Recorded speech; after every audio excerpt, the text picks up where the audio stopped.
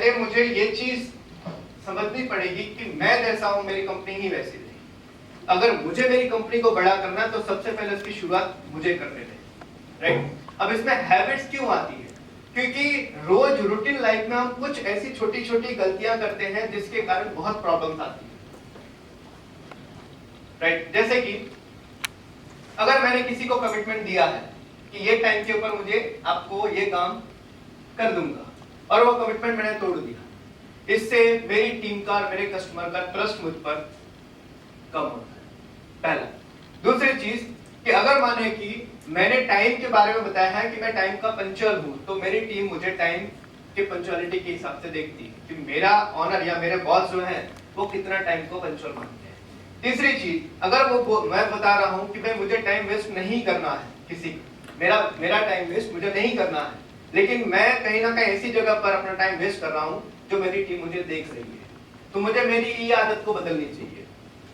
मैं as a business में जा रहा हूं मेरे कंपनी के अंदर, तो मेरा ड्रेस कोड मेरी टीम देखती है कि मेरा ऑनर जो है वो किस तरह का ड्रेस कोड पहन के आ रहा है, उसको देखकर मेरी टीम मुझसे लर्निंग करती है।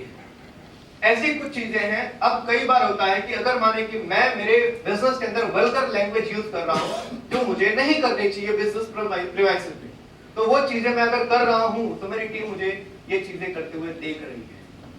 तो ऐसी बहुत सारी छोटी छोटी आदतें हैं, टाइम पर नहीं जाना, अपने कमिटमेंट पूरे नहीं करना, अपने ड्रेस कोड का ध्यान नहीं रखना, अपने कस्टमर की प्रायोरिटी ना देना, अपने टीम को टाइम टू टाइम गाइड ना करना, ये छोटी छोटी आदतें जो हमें हमारे बिजनेस को आगे बढ़ने से रोकती है। इसमें हम सर आगे और भी डीपली डिस्कशन करेंगे। थिंक लाइक अ लीडर, और एज अ लीडर हमें कुछ चीजें ध्यान रखनी चाहिए कि एज अ लीडर हमारी जो प्रायोरिटी है वो कैसी होनी चाहिए। एज अ लीडर मेरी प्रायोरिटी कुछ ऐसी होनी चाहिए। मेरे बिजनेस का बेनिफिट साइकिल है, अगर मानिए इस महीने मेरा 10 लाख का प्रॉफिट हुआ, मेरे बिजनेस में से 10 लाख का प्रॉफिट हुआ, तो वो 10 लाख का प्रॉफिट को मैं डिस्ट्रीब्यूट कैसे करूंगा? सबसे पहले उसमें जो जितना फायदा कस्टमर को जाना चाहिए, सेकंड हमारी टीम को, third supplier, bank, government, investor, and last में सेल्फ, खुद के लिए। लेकिन एज अ इंडियन बिजनेसमैन हम शुरुआत यहां से करते हैं।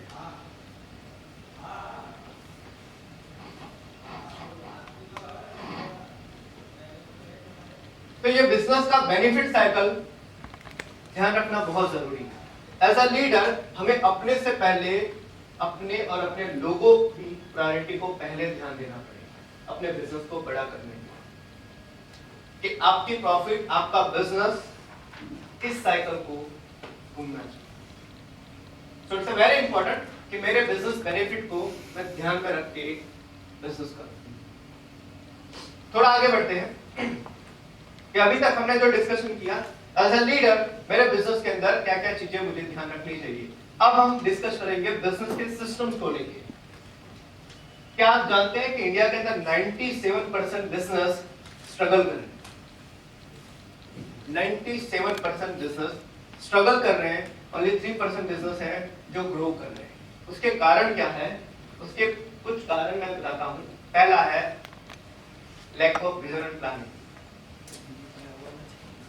हम जब बात करते हैं कि आप क्या करना चाहते हैं आने वाले समय के अंदर, तो लोगों की एक बहुत नॉर्मल सा रिस्पॉन्स आता है, हम बिजनेस बड़ा करना चाहते हैं, लेकिन उनका उसके लिए कोई पेपर प्लान नहीं होता। जब तक खोपड़ी की बात चौपड़ी पे नहीं आएगी तब तक वो चीज इंप्लीमेंट नहीं हो सकती। जो दिमाग में है जब तक कागज पे नहीं आए। एक सवाल मैं आप लोग से पूछना चाहता हूँ, सर ताजमहल कितनी बार बना?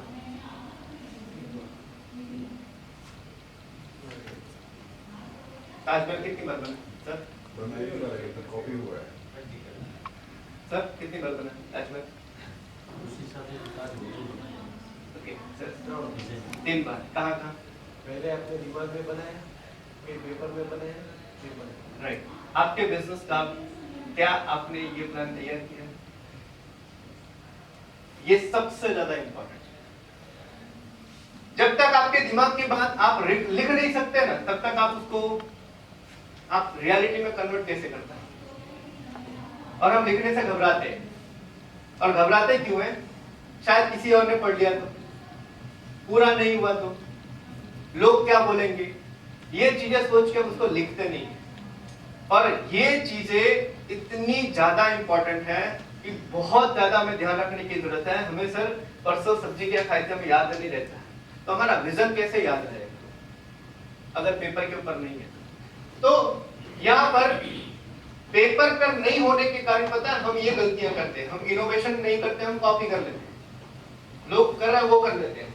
उसके बाद हम लीगलाइजेशन नहीं करते। कई बार आप देखिए हमारा लोगो रजिस्टर्ड नहीं होता है, हमारा नाम रजिस्टर्ड नहीं होता है, उसके हिसाब से हमारे मेल आईडी, हमारा डोमेन, हम जीएसटी नंबर, ये सारी चीजों को हम इग्नोर करते हैं कि जब बिजनेस बड़ा होगा तब ये सब चीजें करेंगे। एक चीज शायद आप लोगों को पता होगी, जियो के बारे में जानते हैं? जियो नाम से आप पूरे इंडिया में कोई बिजनेस स्टार्ट नहीं कर सकते। उसने हर सेक्शन में अपना रजिस्ट्रेशन ले लिया है। ना कोई प्रोडक्ट लॉन्च कर सकते हैं, ना कोई सर्विस लॉन्च कर सकते हैं, और ना ही कुछ कर सकते हैं। उसने हर प्रोडक्ट में, हर सर्विस में, हर सेक्शन में अपने नाम से रजिस्ट्रेशन ले लिया है। इसका मतलब यह है कि उनका पहले से ही प्लानिंग था कि मुझे बड़ा बनाना है, और हम क्या करते हैं, बड़ा हो जाएगा उसके बाद हम नया कर लेंगे। इसके लिए लीगलाइजेशन नहीं करते, पेपर प्लानिंग नहीं करते, और विजन ना होने के कारण कई बार हमारी सीरियसनेस में भी कमी आ जाती है। हम अपने बिजनेस की प्रायोरिटी को छोड़कर हम कभी-कभी दूसरी प्रायोरिटीज में चले जाते हैं। तो पहला रीजन जो है लीगल, ये प्रॉब्लम है। दूसरा मिसमैनेजमेंट ऑफ फंड। कई बार हम हमारे पैसों को गलत तरीके से इस्तेमाल कर देते हैं, प्रायोरिटी नहीं सेट करते बिजनेस के लिए। 10 लाख, 20 लाख, 15 लाख का प्रॉफिट हुआ तो हम वो प्रॉफिट का पैसा सीधा प्रॉपर्टी में डाल देते हैं या किसी अदर जगह हम इन्वेस्ट कर देते हैं, जबकि उस पैसे से मेरे बिजनेस का और अपग्रेडेशन होना चाहिए और मेरी चीजें स्ट्रांग बने। एक्सपेंशन प्लान नहीं बनाते। मेरा एक यूनिट सेट हो गया, एक शोरूम सेट हो गया, उसके बाद मेरे पास नेक्स्ट प्लानिंग नहीं है, तो इसीलिए मेरे पास जो प्रॉफिट का पैसा आया है वो प्रॉफिट का पैसा मैं मेरे पर्सनल चीजों के लिए यूज कर लेता हूं। 2016 में योगी आदित्यनाथ जी गए मुंबई इन्वेस्टर सबमिट, और वहां पर उन्होंने जितने बिजनेसमैन है इंडिया के, सबके पास से रिक्वेस्ट की कि आप उत्तर प्रदेश के अंदर इन्वेस्टमेंट कीजिए। क्या लगता है कितना इन्वेस्टमेंट मिला होगा उनको? Any idea? Any idea? 4,28,000 crore का।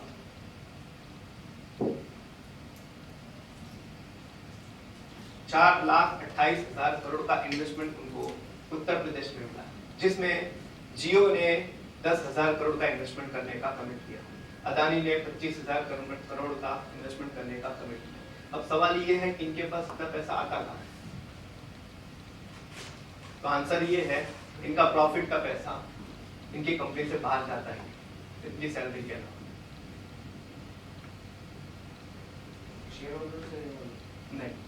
नहीं, इनका खुद का कंपनी का 10,000 करोड़ का इन्वेस्टमेंट कंपनी करेगी, शेयर होल्डर्स में उसमें नहीं। जियो कंपनी करेगी, अदानी कंपनी करेगी, अपना नया यूनिट, नया फैक्ट्री, नया सेटअप कंपनी डालेगी। तो सवाल ये है कि मेरे प्रॉफिट जो होते हैं, क्या वो मेरे प्रॉफिट मेरे बिजनेस में रहते हैं या बाहर जाते हैं?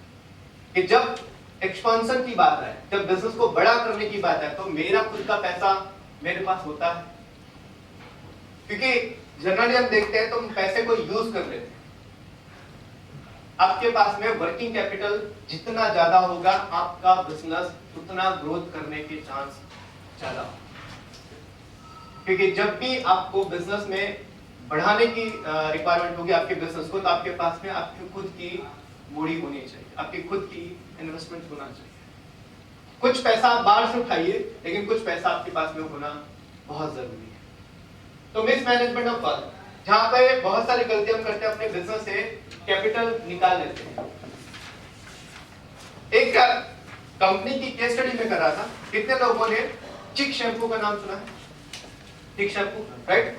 नायल शैम्पू, गार्डन नमकीन। ये कंपनी जो है इनको बनाने वाली जो कंपनी है केविन केयर कंपनी है और इनके ओनर है सीके रंगनाथन। इन्होंने जब अपने बिजनेस की शुरुआत की थी तब 15,000 के इन्वेस्टमेंट से शुरू किया था और इनका 2014 के अंदर इनकी कंपनी का वैल्यूएशन जो था वो 2,000 करोड़ का था। और जब इन्होंने अपने बिजनेस को शुरू किया, जब तक इनकी कंपनी 400 करोड़ तक का नहीं पहुंच गई तब तक इन्होंने अपना खुद का घर तक नहीं लिया था, वो रेंट के मकान में रहते थे। इनका इंटरव्यू है, सुना, उन्होंने बोला जब तक 400 करोड़ की मेरी कंपनी नहीं हो गई तब तक मेरा खुद का घर नहीं था, हर 11 महीने के बाद अपना घर चेंज करना पड़ता था और इसके लिए उनसे बीवी से रोज उनका झगड़ा होता था। बट उनको पता था कि आने वाले भविष्य में मैं क्या करने वाला हूं। उन्होंने अपना पैसा रिमूव नहीं किया सैलरी के अलावा और 2014 के अंदर उनकी कंपनी का टर्नओवर 2,000 करोड़ था और आज अगर आप मिनिमम उनकी कंपनी का वैल्यूएशन अगर वो बेचने जाते हैं अपनी कंपनी को तो मिनिमम 6,000 करोड़ का उनका मार्केट वैल्यू है। 2,000 करोड़ का टर्नओवर, उनका मार्केट वैल्यूएशन 6,000 करोड़ प्लस है। अगर आज वो अपनी कंपनी को बेचते हैं 6,000 करोड़ में और अगर उसको बैंक के अंदर डिपॉजिट, फिक्स डिपॉजिट पर रख देते हैं तो कितना परसेंट मिलेगा मिनिमम? 6,000 करोड़ का, राइट? 5% काउंट करते हैं सर, एक साल का 6,000 करोड़ का कितना हुआ रेट? 30 करोड़। कौन सी प्रॉपर्टी ऐसा है जो आपको इतना हाई रिटर्न देती है?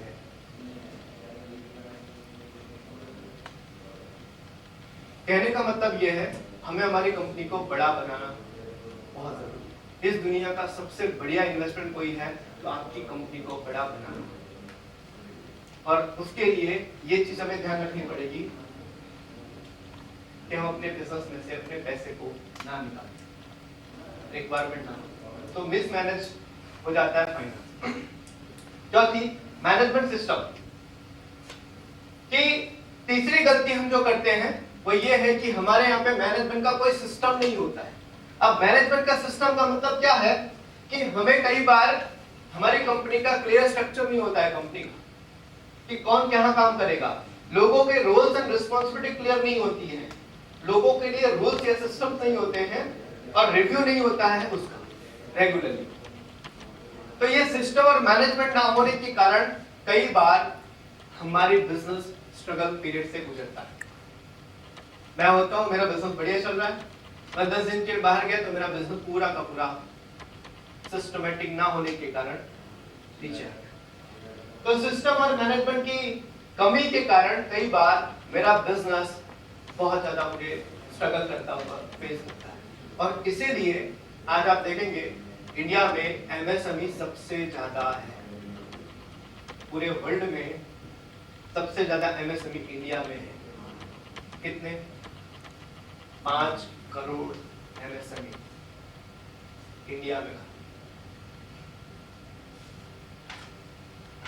जिनके पास, इसमें से बहुत सारे ऐसे लोग हैं जिनका रजिस्ट्रेशन भी नहीं हुआ है, जीएसटी नंबर भी नहीं है और इनका कोई रिकॉर्ड भी नहीं है गवर्नमेंट में। एक्चुअल में देखने जाए तो हमारे इंडिया का जीडीपी बहुत ज्यादा है लेकिन आंकड़े नहीं है क्योंकि वो लीगलाइज नहीं है। आज आप देखिए हमारे इंडिया में एक इंसान एक दिन में 3 बिजनेस करता है। एक लारी वाला बंदा सुबह में सब्जी लगाएगा, समझना, सुबह में सब्जी लगाएगा, दिन में कोई वड़ा पाव और फास्ट फूड की लारी डालेगा और शाम को पानी पूरी बेचेगा। क्या उसका रजिस्ट्रेशन है? लेकिन फिर भी वो एक दिन का कम से कम कुछ नहीं तो 2,000 से 3,000 रुपए वो पर डे का अर्निंग करता है। महीने का कितना होगा? राइट, महीने का 90,000 रुपए उसकी अर्निंग हुई। साल का कितना टर्नओवर उसका?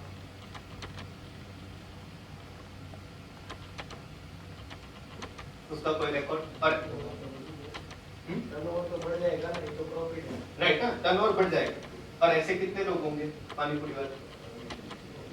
एक शहर में 5 लाख लोग, राइट। Metro city. इनका क्या गवर्नमेंट के पास कोई रिकॉर्ड है? इनका कोई डेटा है गवर्नमेंट के पास? नहीं। और ये सब चीजें क्यों है पता है? बिकॉज हमारे पास कोई सिस्टम मैनेजमेंट नहीं है। तो बहुत जरूरी है कि हमें लीगलाइज करना। चौथा, स्किल टीम एंड कल्चर। ये भी एक बहुत इंपॉर्टेंट रीजन है कि बिजनेस ग्रो नहीं करता, स्ट्रगल करता। उसकी कारण यही होता है क्योंकि कई बार हम अच्छे लोगों को हम अपने यहाँ पर लेकर नहीं आ पाते हैं या फिर उनको हम ट्रेन नहीं कर पाते हैं। और हम गलतियां करते हैं कि हम कई बार ऐसे लोगों को ही अपनी कंपनी में लेकर आना चाहते हैं जिनको हम जानते हैं, जो अच्छा है वो नहीं, जिनको हम जानते हैं। तो ये कहीं ना कहीं हमें बहुत ज्यादा प्रॉब्लम क्रिएट करता है, क्योंकि हम जिनको जानते हैं वो जरूरी नहीं है कि वो हमसे ज्यादा जानता। और कई बार हमसे ज्यादा टैलेंटेड लोगों को लेकर आने में हमें डर लगता है, क्योंकि हमारे पास सिस्टम नहीं होता है कि उसको मैं मेंटेन कैसे करूंगा, उसको मैं हैंडल कैसे करूंगा। तो हम इसीलिए डर के कारण कहीं ना कहीं उनको लेकर आते हैं जो हमें जानते हैं, जिनको हम जानते हैं। और हमारी मेंटालिटी सस्ता सुंदर टिका हुआ है।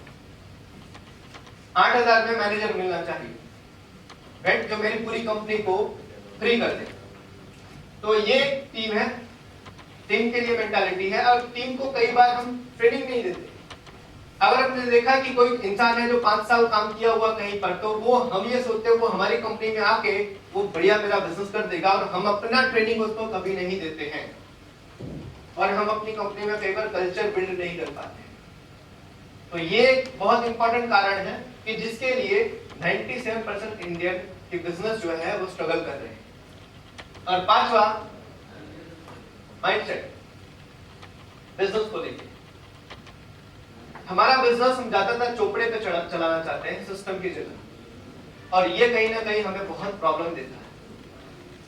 तो इसीलिए सिस्टम एंड सॉफ्टवेयर में हम ज्यादा इन्वेस्टमेंट नहीं करते कि जो चीज मेरे बिना काम करे उसमें हम ज्यादा इन्वेस्टमेंट नहीं करते हैं। हम नई टेक्नोलॉजी लेकर आते हैं तो आज के हिसाब से लेकर आते हैं, ना कि भविष्य में मुझे वो क्या बेनिफिट देगा उसको देखकर। तो हम कहीं ना कहीं टेक्नोलॉजी आज के हिसाब से एक्वायर करते हैं। Don't experiment with technology. हम नई टेक्नोलॉजी में ट्राई नहीं करते डर के कारण। मेरे कुछ क्लाइंट्स ऐसे हैं जिनसे मेरी बातचीत होती है, तो मैंने एक चीज उनसे सुना है, हर 3 महीने के अंदर वो इटली जाते हैं।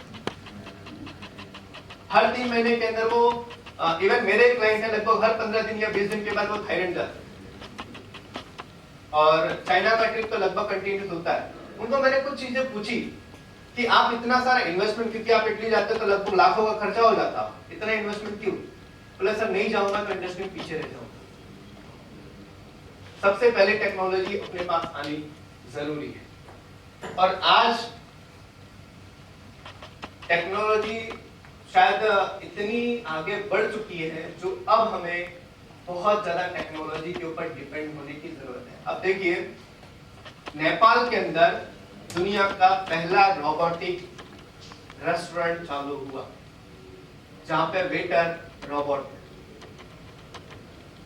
समझना, आपको ऑर्डर करना है, वेटर आएगा, आपका ऑर्डर डिलीवर करेगा। मतलब वहां पे मैन पावर वाला प्रॉब्लम खत्म। कि मैन पावर आएगा, कई बार वो हमसे ढंग से ऑर्डर नहीं लेता है, कई बार ऑर्डर लाते समय वो हमसे रिजेक्ट करता है, वो सारा निकल गया। और अब ऑनर को भी कहीं ना कहीं वो मैन पावर से पहले जो डीलिंग करती थी, छुट्टी मारेगा, सैलरी ज्यादा मांगेगा, काम ढंग से नहीं करेगा, कस्टमर बिगाड़ेगा, वो उनका प्रॉब्लम सॉल्व। अब एआई चला गया, आर्टिफिशियल इंटेलिजेंस। तो इसीलिए टेक्नोलॉजी के साथ में जाइए, और आप टेक्नोलॉजी के साथ में आप जाएंगे तो आपको बेनिफिट होगा। बट सबसे पहले इसके बारे में मुझे नॉलेज देनी पड़ेगी कि टेक्नोलॉजी आज जो रिपीटेटिव वर्क है, जो आपका एक बार जो काम है जो बार बार करना पड़ रहा है, वो सब चीजों के लिए आपके पास टेक्नोलॉजी आ चुकी है। आज आप एयरपोर्ट पे जाएंगे तो एयरपोर्ट के ऊपर अगर आपको मोबाइल चाहिए, आप पैसा डालिए, आप बटन दबाइए, मोबाइल बाहर आ जाए। आप दूध चाहिए, आपको कोल्ड ड्रिंक चाहिए, तो वहां पर कोई चीज नहीं है, फ्रिज लगा दिया। इवन सूरत के अंदर ही एक मेरे क्लाइंट है जिन्होंने मिल्क एटीएम लाया, मिल्क एटीएम। अब आपको दूध चाहिए, आप बर्तन लेकर जाइए, आप एटीएम से एटीएम का टोकन कलेक्ट कीजिए, आप दूध लेकर आ जाइए, कोई रिक्वायरमेंट नहीं है वहां पर मैन पावर। तो ये टेक्नोलॉजी हमें हमारे बिजनेस के लिए बहुत ज्यादा हेल्पफुल होता है। बट माइंडसेट ना होने के कारण, वो बिजनेस माइंडसेट ना होने के कारण हम ऐसे टेक्नोलॉजी को लेकर नहीं आते। तो ये वो 5 कारण जिससे बहुत सारे इंडिया में बिजनेसमैन 97% बिजनेस जो स्ट्रगल कर रहे हैं।